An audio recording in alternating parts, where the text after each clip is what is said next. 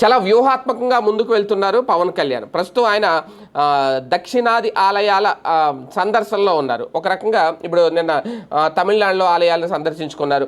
ఇలాగ అంటే దక్షిణాది ఆలయాలన్నీ సందర్శించుకోవడంలో ఆయన ప్రస్తుతం ఆయన చెప్తున్నది ఒకటే, సనాతన ధర్మం కోసం ఆయన దీక్ష తీసుకొని పోరాడుతున్నారు అనేది ఒకటి. ఇప్పుడు సనాతన ధర్మం కోసం ఇప్పుడు ఇమీడియట్గా ఒక దీక్ష తీసుకొని పోరాడాల్సిన అవసరం ఏముందనేది, ఆల్రెడీ హిందుత్వ పరిరక్షణకు సనాతన ధర్మాన్ని పరిరక్షించడానికి చాలామంది స్వామీజీలు కృషి చేస్తున్నారు. వాళ్ళ ఆధ్యాత్మిక భావనలను అందరితోనూ పంచుకుంటున్నారు.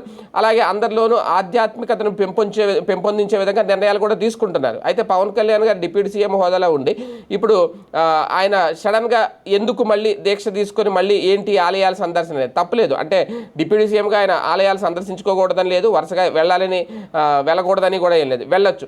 కాకపోతే ఇక్కడ కీలకమైన అంశాలు జరుగుతున్నాయి.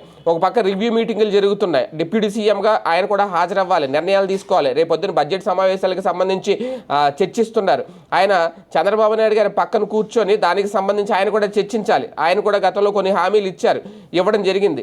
అలాగే ఈ సూపర్ 6 హామీల అమలుకు సంబంధించి కూడా అవసరమైతే ఆయన ప్రశ్నించాలి. ఆ హామీలు ఎప్పుడు నెరవేరుస్తారు, దానికి సంబంధించి ఈ బడ్జెట్లో కేటాయింపులు చేస్తున్నారా లేదని అడిగే అర్హత కూడా ఆయనకు ఉంది, అధికారం కూడా ఆయనకు ఉంది. కాకపోతే ఆయన ఈ ఆలయాల దర్శన ఇవన్నీ తిరుగుతూ ఉంటే ఏదో వ్యూహాత్మకంగానే వ్యవహరిస్తున్నారు. పార్టీకి సంబంధించిన నిర్ణయాలు, కూటమి ప్రభుత్వానికి సంబంధించిన నిర్ణయాల్లో పవన్ కళ్యాణ్ గారే తప్పుకుంటున్నారా లేదంటే పవన్ కళ్యాణ్ని పక్కన పెట్టిందా కూటమి అనేది ఇక్కడ కీలక అంశం. అయితే పవన్ మాత్రం తన పార్టీకి సంబంధించి ఆయన వ్యూహాత్మకంగానే ముందుకు వెళ్తున్నారు. తన పార్టీని ఇండివిజువల్గా డెవలప్ చేసుకునే ఆలోచన ఏమన్నా మొదలు పెట్టారా అనేది ఇక్కడ కీలక పాయింట్.